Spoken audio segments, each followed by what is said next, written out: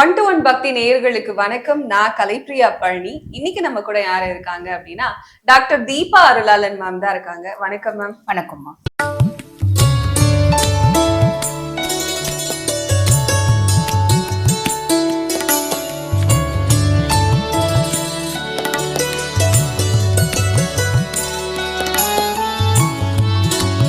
சிம்ம ராசிக்காரர்களுக்கு இந்த சனி வக்ர பயிற்சி காலம், அதாவது குரு வந்து நேரடியா பார்க்கக்கூடிய இந்த 100 நாள் எப்படி இருக்கு? சிம்மம் வந்து பாத்தீங்கன்னா ஆல்ரெடி அஷ்டமத்து சனியில இருக்காங்க. அஷ்டமத்து சனியில இருக்கவங்க எத்த தின்னா பித்தம் தெரியும் அப்படின்ற ஒரு விஷயத்துலதான் இருக்காங்க. ரொம்ப கஷ்டப்படுறாங்க பாவம். அஷ்டமத்து சனி வந்ததுல இருந்து சிம்ம ராசி அன்பர்கள் வந்து பாத்தீங்கன்னா நிறைய பேர் கையிருப்பு எவ்வளவு வச்சிருந்தாங்களோ ரொம்ப குருவி சேர்க்கிற மாதிரி சேர்த்து வச்சிருந்ததுலாம் கூட காணாம போச்சு அப்படின்னு சொல்லலாம். குருவி சேர்க்கிற மாதிரி சேர்த்து வச்சிருந்தது பெரிய கருடை வந்து கவ்விட்டு போன மாதிரி ஆயிப்போச்சு. மாட்டேன்னு சொல்ல முடியாத உறவு, இல்லைன்னு சொல்ல முடியல, வேற வழி இல்லாம கொடுத்துட்ட, ஒரு காலத்துல அவங்க ஹெல்ப் பண்ணாங்க, நன்றி பாராட்டி கொடுத்த, இப்படி ஏதோ ஒரு விதத்துல மனசு சொல்ற பேச்சை கேட்டு ட்ராப் ஆயிட்டாங்க சிம்மம் சொல்லலாம். கையிருப்பு காணாம போச்சு, சனி பகவான் புடுங்கிட்டாரு. ரெண்டாவது, என் குடும்பம் எப்பயுமே என்னோட கண்ட்ரோல்ல இருந்துச்சு, கண்ட்ரோல்ல வைப்பாங்க, அதுதான் சிம்மம். ஏன்னா வந்து காட்டுக்கே ராஜா மாதிரி வீட்டுக்கு ராஜா வருவாங்க. ஆனா இந்த காலகட்டம் எதுவும் என் கண்ட்ரோல்ல இல்ல. எல்லாமே கையை மீறி போச்சு. நான் எல்லாத்தையும் பகவான் கிட்ட ஒப்படைச்சிட்டேன். என்ன நான் நம்புவேன், இப்ப நான் பகவானை நம்ப ஆரம்பிச்சிட்டேன். ஏன்னா என்னோட சந்தர்ப்பம் அப்படி இருக்கு, சூழ்நிலை அப்படி இருக்கு, அந்த சூழ்நிலைக்கு நான் தள்ளப்பட்டு இருக்கேன் அப்படின்ற ஒரு விஷயம். மூணாவது வந்து பாத்தீங்கன்னா, வேலை செய்யற இடத்துல பொதுவா நான் வந்து பாஸா இருந்தேன் அப்படின்னா பொறுப்பு, என்னுடைய ஆளுமை, என்னோட ஒரு இன்டெலிஜென்ஸ் எல்லாத்தையும் நான் பாஸா இருந்தேன். இப்ப ஒரு ஹையர் அபிஷியல் வந்தா, இல்ல ஆல்ரெடி இருக்க ஹையர் அபிஷியல் தான், எனக்கும் உனக்கும் லைட்டா ஒரு மிஸ் அண்டர்ஸ்டாண்டிங், அதுக்கு காரணம் நடுவுல ஒருத்தவங்க இருந்தாங்க. அதனால இப்ப என்ன ஆச்சு அப்படின்னா, எல்லாத்துலயுமே என்ன டார்கெட் பண்றான், எல்லாத்துலயுமே என்ன கார்னர் பண்றான். எனக்கு எந்த விதத்துலயும் அவன் தகுதியே கிடையாது. எனக்கு பாஸா இருக்கிறதுக்கே முதல் தகுதி கிடையாது, எனக்கு ஹையர் ஆபீஸரா இருக்கிறதுக்கு தகுதி கிடையாது. ஆனா இப்ப அவன் என்ன கார்னர் பண்றது என்னால டாலரேட் தாங்கிக்க முடியல. சிம்மத்துக்கு தன்னை விட தகுதி குறைஞ்சவங்க இது ஓவர் ரைட் பண்றாங்க. நம்மள வந்து பாத்தீங்கன்னா நமக்கு அடிமைப்படுத்த முயற்சி தாங்க மாட்டாங்க. ஈகோ ரொம்ப ஹர்ட் ஆகும் சிம்மத்துக்கு. அந்த மாதிரி ஒரு விஷயம். நான் வேற வழி இல்லை, தூக்கி போட்டு வந்துட்டேன். என்னால அட்ஜஸ்ட் பண்ணலாம் முடியாது, வேலையை வேணாம் தூக்கி போட்டு வந்துட்டேன். அந்த மாதிரி இருக்க சிம்மம் உண்டு. வேற வழி இல்லாம டியூ கட்டணுமே போயிட்டு இருக்கேன். அந்த மாதிரி இருக்க சிம்மம் உண்டு. சமுதாயத்துல பெருசா ரெஸ்பெக்ட் இல்லை. அதே மாதிரி பாத்தீங்கன்னா ஹெல்த் இஷ்யூஸும் நிறைய வந்துருச்சு. இந்த சூழ்நிலையில தான் சிம்மம் இருக்காங்க. இப்ப சனி பகவான் வக்ரகதி அடைஞ்சிருக்கிறது, அதுக்கும் மேல குருனோட உச்ச பார்வை சனி மேல இருக்கிறது ஒரு பெரிய பிளஸ்மா. எந்த விதத்துல இவ்வளோண்டு கூட சனி பகவான் கெடுக்க போறது இல்லை.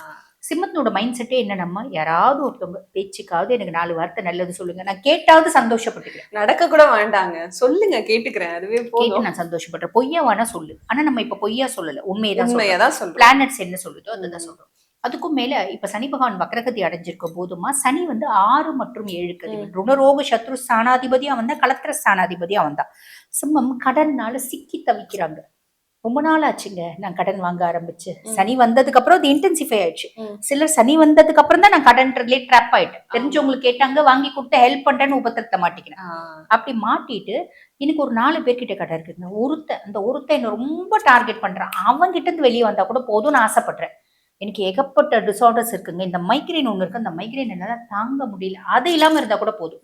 இந்த மாதிரி எண்ணங்கள் இருக்கு அப்படின்னா அதுல சிலது கண்டிப்பா நிறைவேறிடும். அந்த ஒருத்தங்கிட்ட இருந்து மீண்டு வந்துருவீங்க. பல நோய்கள்ல இந்த இந்த தலைவலி தாங்க முடியல, 3 நாள் இருக்கு மைக்ரைன், 4 நாள் இருக்கு, என்ன மாத்திரை போட்டாலும் கேட்க மாட்டேன். அது இல்லாம இருந்தா கூட நான் என்னோட ஒர்க் செஞ்சுருவேன். வெளியே ஏதாவது ஒன்னாவது நல்லா இருக்கணும்ல. எல்லாமே பொதுவா மனுஷங்க மனசு என்ன, எல்லாமே பிரச்சனை இல்லாம சந்தோஷமா இருக்கணும்னு நினைப்போம். சந்தோஷமா இருந்தாலும் ஏதோ ஒரு குறை இருக்கும், ஏதோ ஒரு வேக்யூம் இருக்கும்.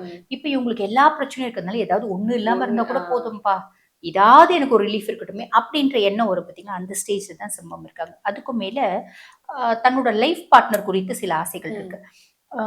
இந்த ஒரு சிம்பிளா சொல்லணும் அப்படின்னா, ரஜினிகாந்த் சார் ஒரு படத்துல வந்து பாத்தீங்கன்னா சொல்லுவாரு, நம்மளை கல்யாணம் பண்ணிக்க போற பொண்ணு எப்படி இருக்கணும் தெரியுமா, விடிய காலையில எழுந்து நம்மளுக்கு நல்ல எண்ணெய் தேய்ச்சி தலை குளிப்பாட்டி ஜம்முன்னு உடம்பெல்லாம் தேய்ச்சி விட்டு சுட சுட இட்லி கொண்டு வந்து மாமா சாப்பிடு மாமா அப்படின்னு சொல்லணும் அப்படிம்பாங்க. அந்த மாதிரி ராதிகா என்ன பண்ணுவோம், விடிகாலில் 2 மணிக்கு வந்து எழுப்பி தலை ஃபுல்லும் எண்ணெய் வச்சு குளிக்க வச்சு ஒரு குண்டா இட்லி கொண்டு வந்து மாமா சாப்பிடணும். அடி பாவி மணி என்ன இப்போ அப்படிம்பாரு. பாத்தீங்களா, அது என்ன படம்னு எனக்கு தெரியல.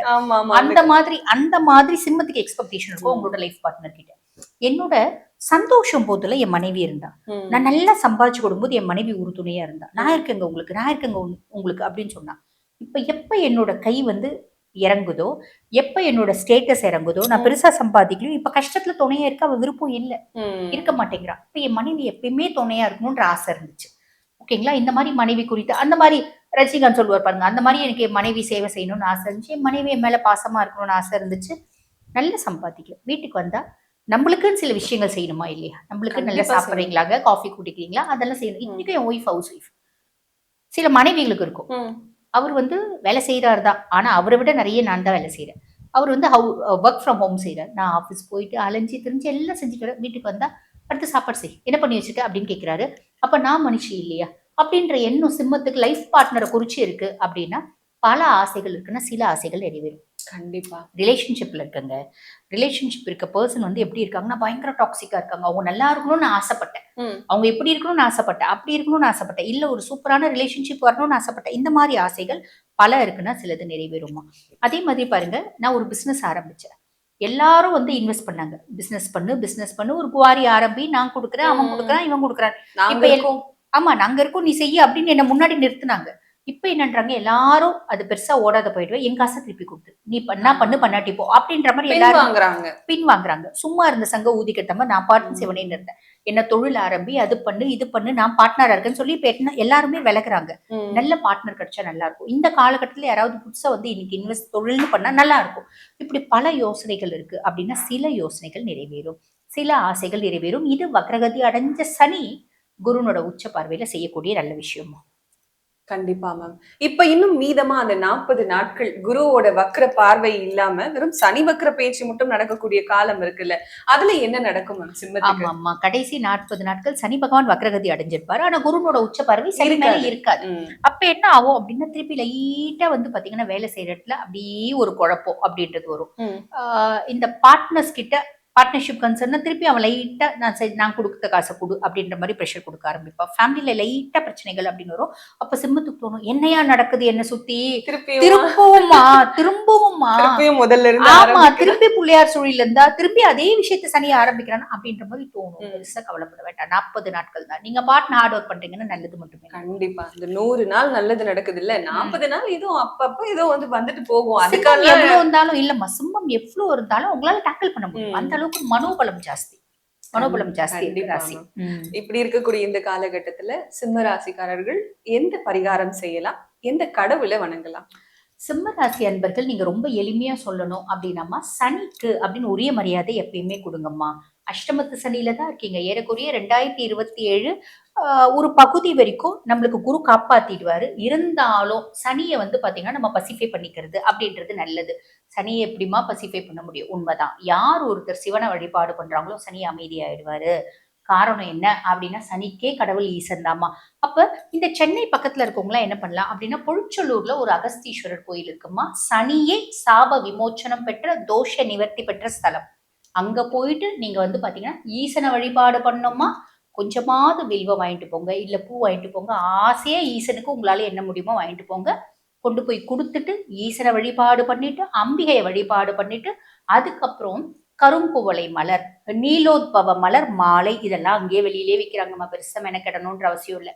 வாங்கிட்டு போய் சனி கொடுத்து சனிக்கு ஒரு அர்ச்சனை அந்த புரோகிதர்கிட்ட கொடுத்து மாலை வந்து சனிக்கு போடுவாங்க. ஒரு அர்ச்சனை பண்ணிட்டு வழிபாடு பண்ணிட்டு வாங்கம்மா. அப்பப்ப போங்க, நிறைய நல்லது நடக்கும்மா. வாழ்த்துக்கள்.